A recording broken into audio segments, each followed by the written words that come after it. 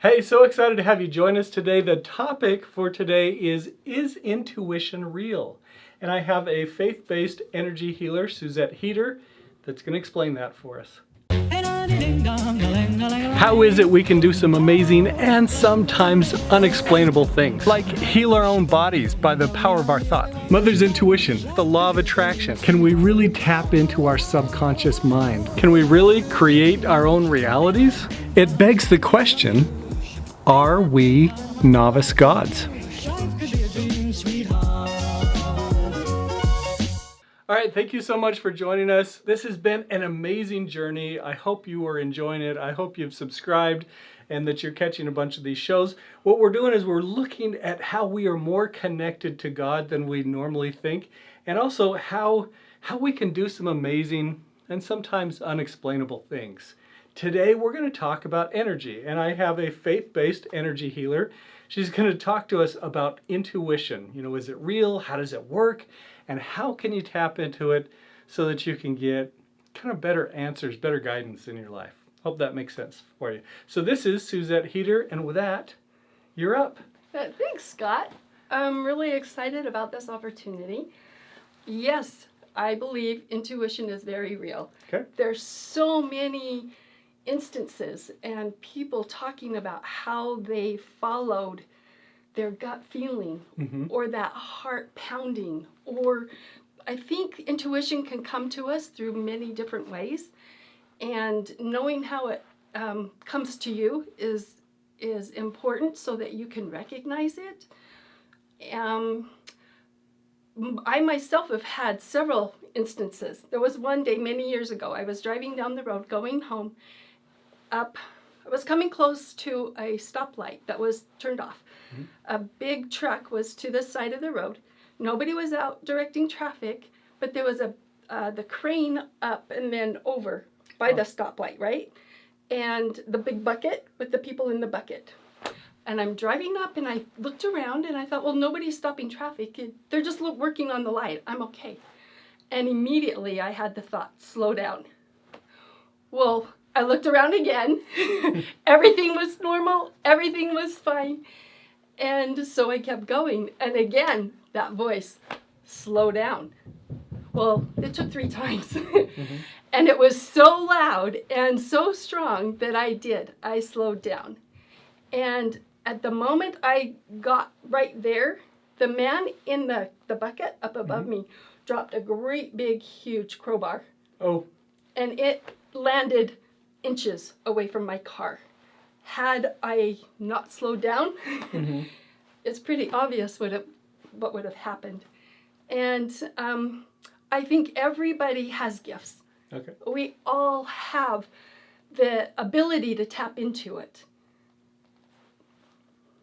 So with intuition there, I guess I'm still kind of curious, what is intuition? And since I'm a faith-based guy too, like I believe in the Holy Ghost, how is intuition different from the Holy Ghost? Is that This is really interesting, question? Yes, because I don't know that there is a difference. I think it's a matter of what we call it. Okay. Many people call it intuition, many people call it inspiration, people call it the Holy Ghost. Some people call it the gut feeling, the heart feeling. Sometimes it's a thought. Sometimes it's even a vision or a dream, tapping into how the universe connects to us and how we receive those messages so that you can be in tune. Okay. Is really important. Okay, I like that. So with that definition, so I appreciate that understanding of intuition, because I haven't known how to work with the two of them. Because, anyway, I just want to make sure that I'm doing stuff right. I want to make sure that I'm using inspiration and intuition in a way that is going to be constructive and helpful for me and not go against what's God's amazing plan. is that it's all from the same source. Okay. It's from the source. And science is catching up to spirituality. It's incredible what's happening in the science field, where they are studying the gut and the intestinal lining in the gut. And it's full of sensors. It picks up on the energy that comes in, and how we interpret it through our brains. They're connected. It's sending sensors to our brain. There's a connection there. And so also it's exciting because there's more studies about the heart as well. Okay. And there's more sensors in the heart, and they've created a whole new science about it recently that is figuring out how the heart communicates to the brain. Okay. So how do we tap into having greater intuition? I guess that's so glad you asked that's that. the big There's one. so You know, many once we know ways. intuition's real, then now how do we actually get more of that in our lives? A big part of that is understanding that the chakra sources, those power centers, are very real. Okay. And the chakra centers run through us kind of like a flow of river, a river of flow, right? Okay. Like a river, like a stream. Blocks can happen within that flow. Just as if a stone or a boulder is thrown into the river, it's going to obstruct the flow. Okay. And it goes around, right? It can even get dammed up. It's the same thing with us. So it's really important to be able to know where the blocks are, know what's going on, how is the energy, how are you receiving the energy? How is it coming to you? Are you open, in the third eye, so you can receive the inspiration? I think visually, especially if you have visions and dreams, and if that's the way the universe connects and talks to you, then it's important to be able to make sure that that's clear and that it's flowing. If you have that gut feeling, make sure the solar plexus, that's the third chakra, make sure it's clear, sure it's flowing, make sure that it's connected to your heart, and make sure that everything is connected to your heart, because it is so exciting. There's so much that they're finding out, that magnetic and electronic pulses go from our heart stronger. We used to, like affirmations, right? That's a very powerful source, using the mind, and it's important. But I think it's 5,000 times greater magnetically from your heart. Really? It's 1,000 times electricity-wise from your heart than your brain. And so the biggest thing for me is to make sure that my heart is connected to my mind. And how do we do that? Oh, just make sure that if blocks come up, there's so many processes that you can do to remove those. Being aware is one. You can read something that's faith-based or that you know to be true, right? Tap into that truth. Get grounded, get shielded. Those things are super important, especially shielding. Just like a car has an engine and the battery, if you connect the positive and the negative, right, you have to shield the positive from the negative. Because if you don't and they touch each other, what happens? It's the same within us. When we get the positive, it needs to be shielded. We need to protect it, and we need to be aware of it.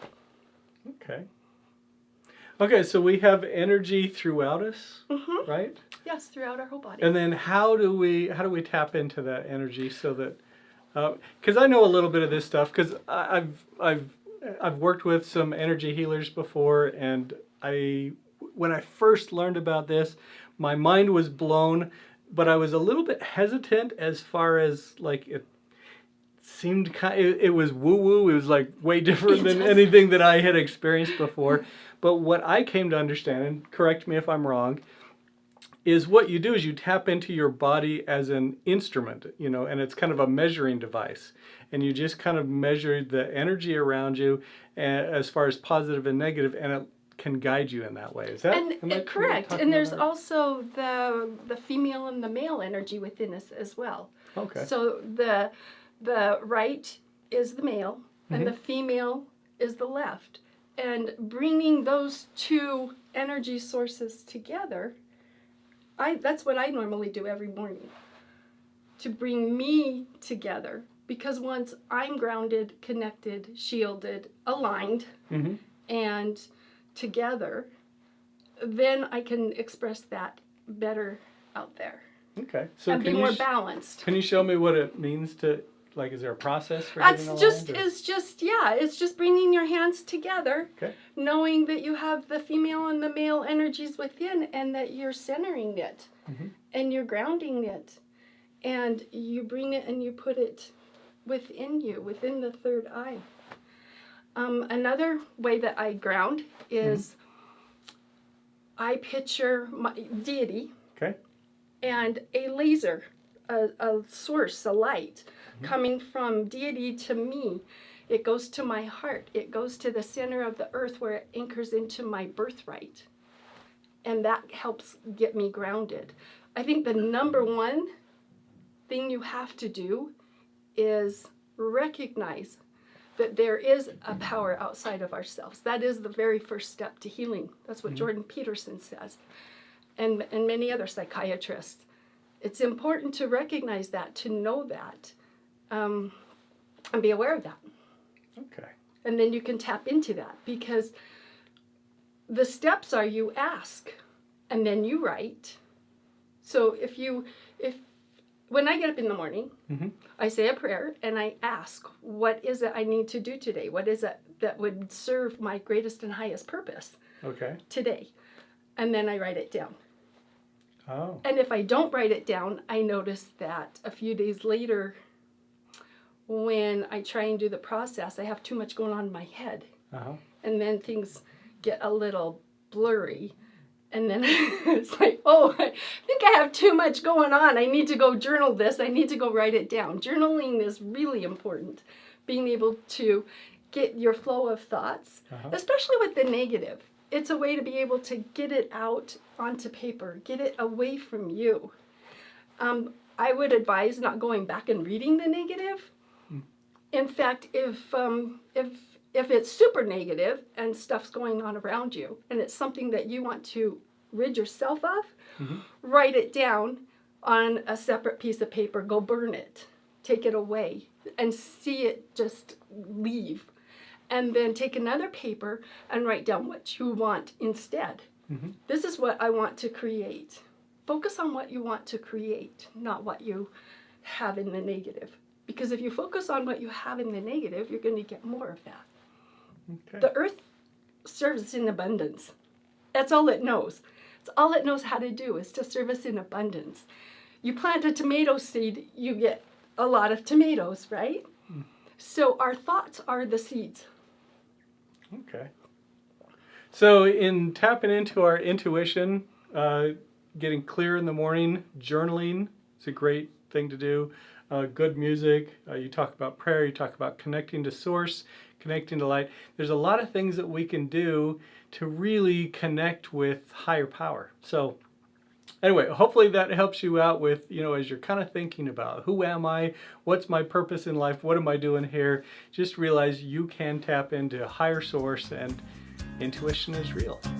What do you think? You've heard our thoughts? Now let's hear yours. In the comment section below, share what impressions came to your mind. What did you get out of this? If you have had thoughts to take action, please do so. Always listen to your inner voice. It's your ultimate guidance system. Of course, the best place to take action is at scottwilhite.com, because if you join me for a free web class, I will reward you by sending you my purpose planner so you can have a physical guide to help you get in touch with your inner guide. What if you are a God in the making?